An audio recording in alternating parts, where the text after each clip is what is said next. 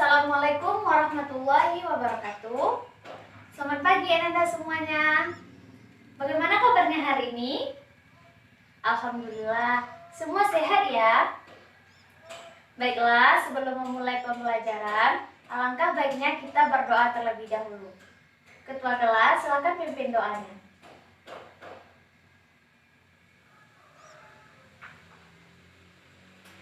Baiklah, untuk selanjutnya silakan simpan semua hal yang tidak berhubungan dengan mata pelajaran kita hari ini. Setelah itu, Ibu akan memeriksa kehadiran Ananda semuanya, jadi tolong dengarkan namanya baik-baik ya.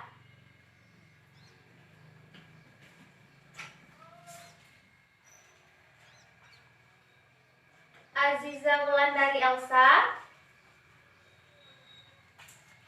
Andini Dwi Olivia,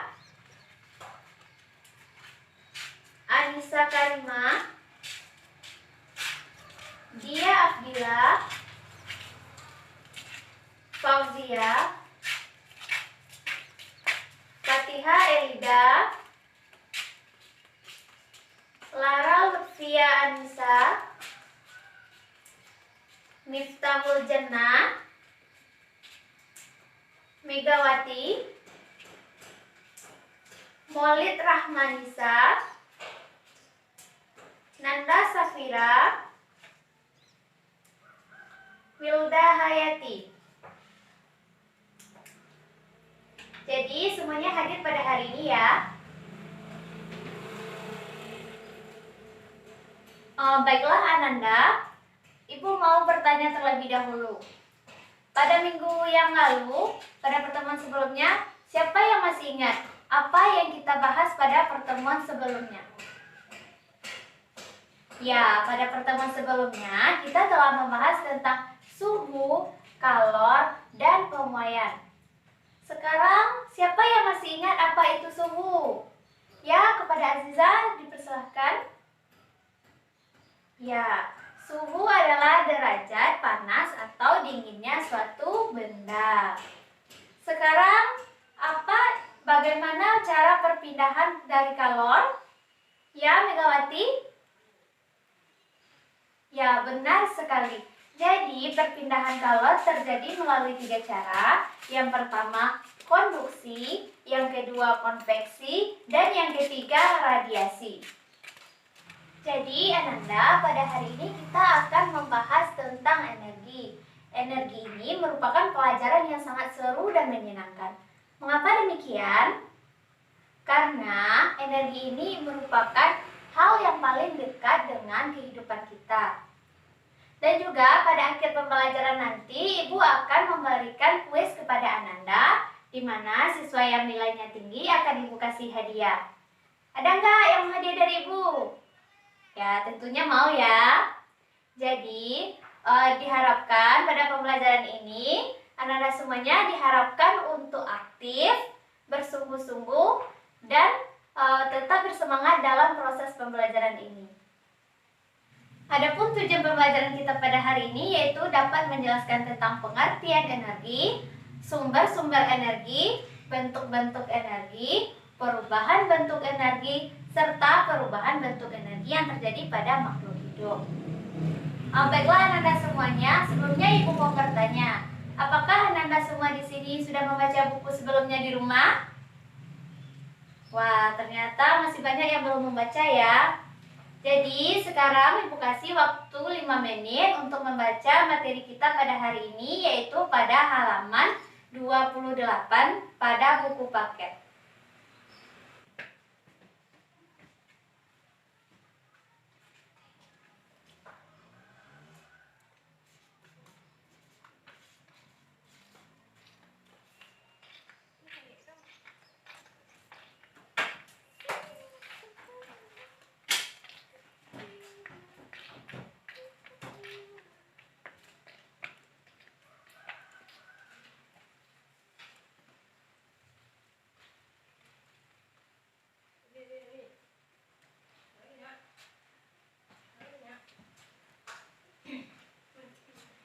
Baiklah Anda semuanya, waktu membaca telah habis. Jadi Yang pertama yaitu kita akan membahas tentang pengertian energi. Energi ini merupakan hal yang paling dekat dengan kehidupan kita sehari-hari. Bagaimana tidak? Karena dalam kehidupan kita sehari-hari ini pasti kita membutuhkan energi. Misalnya energi untuk berjalan, berlari, untuk olahraga, dan lain sebagainya. Setelah membaca buku tadi, siapa yang tahu apa itu pengertian energi? Ya, kepada Andini Ibu persilahkan. Ya, energi tidak dapat diciptakan dan dimusnahkan. Ada pendapat yang lain? Ya, jadi benar apa yang dikatakan oleh teman Ananda tadi. Energi adalah kemampuan untuk melakukan usaha atau melakukan suatu perubahan. Jadi energi ini juga dapat diartikan sebagai segala sesuatu yang tidak dapat diciptakan dan dimusnahkan. Oleh karena itu kita mengenal hukum kekekalan energi. Hukum kekekalan energi ini berbunyi energi tidak dapat diciptakan maupun tidak dapat dimusnahkan, melainkan dapat diubah dari suatu bentuk ke bentuk yang lainnya. Sampai di sini ada yang bertanya? Tidak ada, berarti sudah paham ya apa itu energi. Ananda semuanya, tadi pagi ada yang sarapan sebelum berangkat ke sekolah? Ada yang sarapan dan ada juga yang tidak ternyata ya. Jadi, apa saja manfaat sarapan itu untuk tubuh kita? Ya, menambah kekuatan. Apalagi? Ya, menambah energi. Jadi, manfaat sarapan itu sangat besar dirasakan oleh tubuh kita. Karena dengan sarapan kita akan memperoleh energi yang diberikan oleh makanan ke tubuh kita. Misalnya tadi Fauzia sarapan tadi pagi kan? Nah, setelah Fauzia sarapan tadi, apa yang Fauzia rasakan? Ya, tubuh Fauzia merasa sehat dan tidak lemas. Jadi, itulah salah satu manfaat yang dapat kita rasakan dari sarapan pagi. Jadi, itulah manfaat sarapan pagi bagi tubuh kita, yaitu memberikan energi kepada tubuh untuk melaksanakan kegiatan sehari-hari. Jadi, kepada Anda semuanya, Ibu harapkan untuk selalu sarapan sebelum berangkat ke sekolah. Pasti orang tuanya selalu menyuruh kan? Sebelum berangkat sekolah pasti selalu menyuruh untuk sarapan pagi. Sekarang coba Anda pikirkan apa saja contoh penerapan energi ini dalam kehidupan kita sehari-hari. Ya, kepada Andini dipersilahkan. Ya, pemanfaatan energi listrik menjadi energi cahaya. Selanjutnya ada yang lain? Pemanfaatan energi listrik menjadi energi bunyi. Selanjutnya, pemanfaatan energi listrik menjadi energi gerak. Ya, benar sekali jawaban dari Anda semuanya. Jadi, banyak sekali pemanfaatan energi ini dalam kehidupan kita sehari-hari. Misalnya saja, pasti Anda semua suka menonton televisi, bukan? Ya, pada televisi ini pemanfaatannya yaitu mengubah energi listrik menjadi energi bunyi. Baiklah Anda semuanya, sampai di sini ada yang mau ditanyakan? Ya, dipersilakan kepada Miftah. Nah, terima kasih kepada Miftah. Pertanyaan yang bagus Miftah. Jadi Miftah bertanya apakah ada pemanfaatan energi ini dalam tumbuhan? Ya, jadi tumbuhan ini juga membutuhkan energi. Salah satunya yaitu pada proses fotosintesis. Jadi pada proses fotosintesis ini tumbuhan memerlukan energi cahaya dalam proses pembuatan makanan. Yang selanjutnya energi cahaya ini akan diubah menjadi energi kimia, yaitu menghasilkan zat-zat yang terbentuk dalam proses fotosintesis. Jadi itulah jawaban pertanyaan Miftah. Apakah Miftah merasa terjawab pertanyaannya? Ya. Selanjutnya, apakah ada yang mau ditanyakan lagi? Ya, apakah sudah paham? Ya. Jika tidak ada yang bertanya, maka selanjutnya kita masuk ke sumber-sumber energi. Maulid Rahmanisa, apa saja sumber-sumber energi yang Anda ketahui? Energi bunyi, energi gerak, energi cahaya, dan energi listrik. Masih kurang tepat. Siapa yang mau menambahkan? Ya, kepada Fatihah, silahkan. Ya, jadi menurut Fatihah,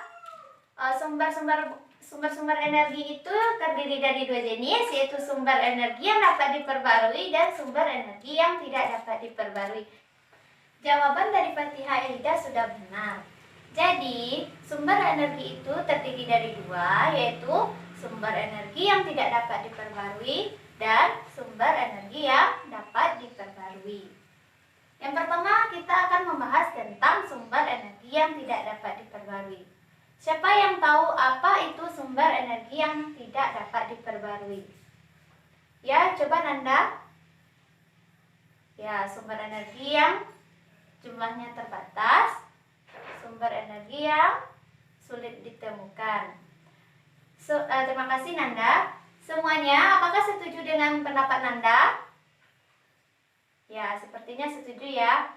Jadi, sumber energi yang tidak dapat diperbarui ini merupakan sumber energi yang jumlahnya terbatas dan sulit untuk ditemukan, sehingga apabila habis membutuhkan waktu yang lama untuk mendapatkannya kembali. Apa saja contoh dari sumber energi yang tidak dapat diperbarui ini? Ya, silakan Wilda. Ya, terima kasih Wilda. Menurut Wilda, sumber energi yang tidak dapat diperbarui itu contohnya batu bara, gas alam, dan minyak bumi. Jadi benar sekali jawaban dari Wilda. Contohnya tadi kan ada minyak bumi. Minyak bumi itu kita peroleh dari sisa-sisa atau fosil dari makhluk hidup yang telah mati yang umurnya ratusan sampai jutaan tahun lamanya. Jadi Anda semuanya, Ibu sarankan apabila memakai minyak bumi ini, Ibu sarankan untuk selalu berhemat. Ananda sudah tahu kan bahwa minyak bumi itu sulit didapatkan? Ya, jadi Ananda harus berhemat memakai minyak bumi. Selanjutnya yaitu sumber energi yang dapat diperbarui. Sumber energi yang dapat diperbarui ini merupakan kebalikan dari sumber energi yang tidak dapat diperbarui. Jadi apa itu sumber energi yang dapat diperbarui? Ya, Maulid? Ya, benar sekali. Jadi sumber energi yang dapat diperbarui ini adalah sumber energi yang jumlahnya melimpah dan murah untuk ditemukan. Apa saja contoh dari sumber energi yang dapat diperbarui ini? Ya, angin, air, dan juga cahaya. Angin ini dapat kita gunakan sebagai sumber energi. Misalnya, sebagai sumber energi untuk mengubah energi angin menjadi energi listrik. Sampai di sini, apakah ada yang mau ditanyakan? Tidak ada? Ya. Jadi, sumber energi itu ada dua, yaitu sumber energi yang dapat diperbarui dan sumber energi yang tidak dapat diperbarui. Baiklah Anda semuanya, manfaat kita mempelajari materi hari ini yaitu kita dapat mengetahui apa itu energi dan apa saja sumber-sumber energi yang ada di bumi ini. Nah, itulah materi kita pada hari ini. Siapa yang bisa menyimpulkan apa saja materi yang kita bahas pada hari ini? Yang pertama yaitu pengertian energi. Apa itu energi? Energi tidak dapat diciptakan dan dimusnahkan. Atau energi adalah suatu kemampuan untuk melaksanakan kerja atau melakukan suatu perubahan. Selanjutnya, ya, energi. Sumber-sumber energi ini ada berapa? Ada 2, yaitu sumber energi yang tidak dapat diperbarui dan sumber energi yang dapat diperbarui. Contoh-contoh sumber energi yang tidak dapat diperbarui ada minyak bumi, gas alam, dan batu bara. Contoh sumber daya alam yang dapat diperbarui, energi angin, air, dan cahaya.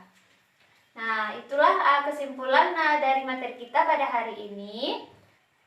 Pada hari ini, Ibu sangat senang mengajar di kelas ini karena anak-anak semuanya aktif dan dapat menjawab pertanyaan yang Ibu berikan.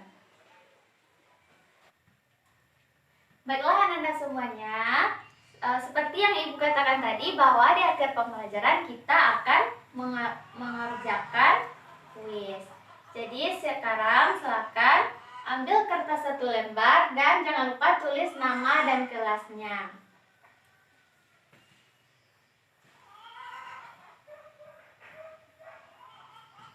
Apakah sudah siap untuk kuis? Ya, baiklah soal yang pertama. Apa itu pengertian energi? Soal yang kedua, jelaskan sumber-sumber energi beserta contohnya. Nah, baiklah Anda, silakan mengerjakan kuis. Apabila sudah selesai, silakan diantarkan ke meja Ibu.